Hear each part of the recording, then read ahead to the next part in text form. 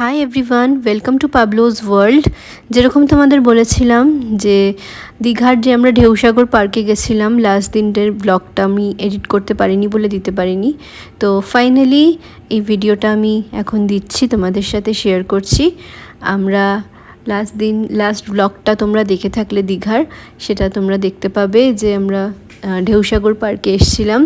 ঢুকেই ফার্স্টে একটা গাড়ি দেখলাম, কিন্তু এই গাড়িটায় তখন ওই ড্রাইভারটা ছিল না দেখে আমরা চড়তে পারিনি।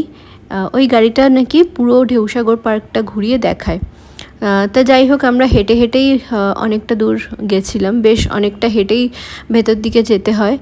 আমরা যেহেতু নিউ ইয়ারের টাইমটাই গেছিলাম, ওই জন্য খুব সুন্দর করে এখানে সাজানো হয়েছিল আর নানান রকম অনেক অ্যাক্টিভিটিসও ছিল। পাবলো আমাদের সাথে সমান তালে হেঁটে গেছিলো। আমি এখানে কিছু কথা বলছিলাম, কিন্তু সেই ভয়েসগুলো দিতে পারিনি, কারণ এখানে খুব জোরে সাউন্ডে গান চলছিল। খুব সুন্দর এখানে একটা ক্রিসমাস সান্টা ক্লজ সাজানো হয়েছিল। চলো তোমাদের একটু ঘুরিয়ে দেখাই। সমুদ্রের জায়গা তো, সেটাকেই বেস করে এখানে সুন্দর একটা সাবমেরিনকে সাজানো হয়েছে। আর এখানে বোটিংও হচ্ছে ঝিলের মধ্যে। আমরা সেরকম কোনো দোলনা বা সেরকম কোনো রাইডসগুলো চড়িনি। রাইডস বলতে বাচ্চাদেরই রাইডস ছিল। আরেকটা রাইডস ছিল ওই যে ওইখানে দড়ি ধরে ঝুলিয়ে এরকমভাবে সেই লাফাতে হয় আর কি। আমরা কেউই সাহস পাইনি এইগুলো গিয়ে চড়ার। বাচ্চাদেরও অনেক রাইডস ছিল, বাচ্চাদেরই বেশি রাইডস ছিল।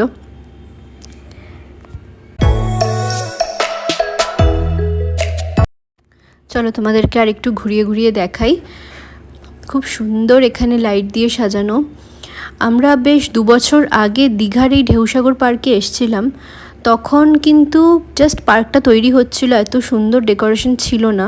আমি জানি না এই ডেকোরেশনটা সারা বছর থাকে কি না, যেহেতু আমরা নিউ ইয়ারের টাইমে গেছিলাম, তো তাই জন্য এত সুন্দর লাইট দিয়ে সাজিয়েছে, নাকি 12 মাসই এরকম থাকে সেটা আমি ঠিক জানি না। নেক্সট বার যদি কখনো যাই বা তোমরা কেউ যদি যাও এরকম ঢেউসাগর পার্কে, দেখো যে হ্যাঁ এরকমই সাজানো, তো পারলে আমাকে একটু কমেন্টসে জানিও। এটা একটু বিকাল বিকাল দিকে গেলে বেশ ভালো হয়। আর এই যে পাবলোকে নিয়ে আমি হাঁটছি, ওর বেশ ভালোই লাগছিল। অনেকটা হেঁটেছে, হাঁটার পর আমি একটু কোলে নিয়েছি।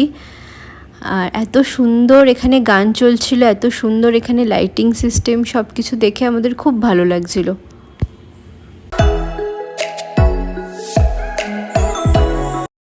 এই জায়গাটায় আমরা বেশ দাঁড়িয়ে অনেক কটা ছবি তুলেছি। আর যেহেতু জোরে গান চলছিল, ওই জন্য আমার ছেলেকে তো কিছুতেই স্টপ রাখা যায় না, ও গান শুনলেই নাচতে শুরু করে দেয়। আর খানিকক্ষণ এগিয়ে গিয়ে দেখলাম একটা সুন্দর ময়ূরপঙ্খী জাহাজ সাজানো, বাট জানি না ওটার ভেতরে ঢুকতে দেয় কি না। আমি লাস্টবারও যখন এসেছিলাম ঢেউসাগর পার্কে, তখন ওই জাহাজটা তৈরি হচ্ছিল। এরপর ভেতরে এটার কিছু করেছে কি না বলতে পারছি না, সেটা সামনে গিয়ে দেখে বলতে হবে। আমরা ভাবছিলাম এখানে একটু বসবো, কিন্তু না, মাটিগুলো বেশ ভেজা ছিল, ঘাস ছিল না সেরকম একটা, তো তাই জন্য আর বসিনি।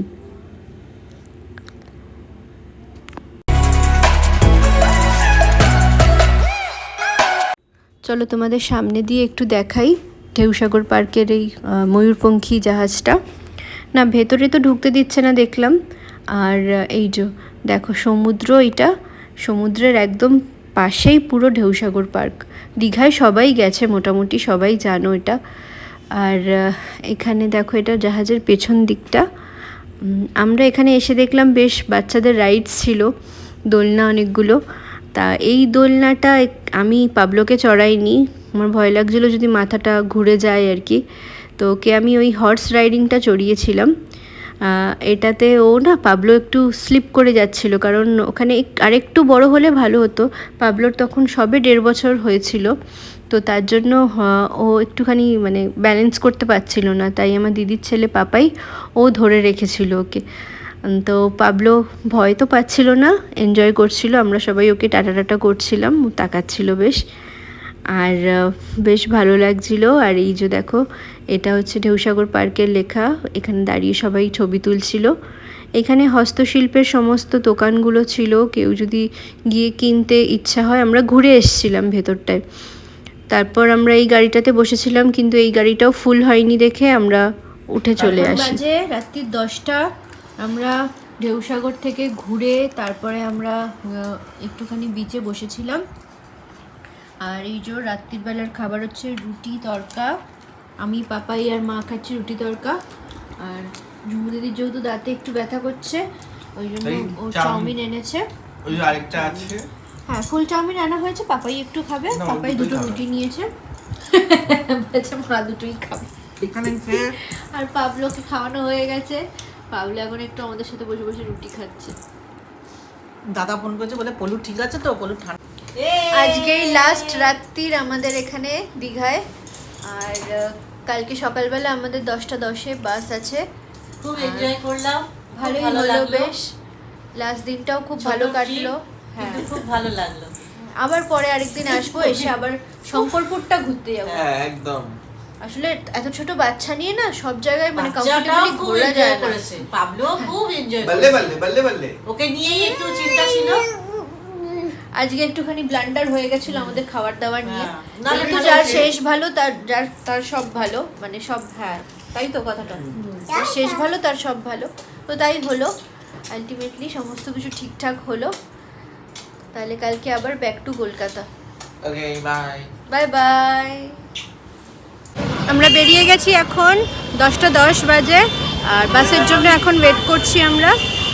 বাস এলে আবার উঠে পড়বো। এই তো সব এখানে লাগেজপত্র রেখে একটু চা টা খেলাম। এখানে সবাই বসে আছে, আমরা ওয়েট করছি। আবার কবে আসবো কে জানে।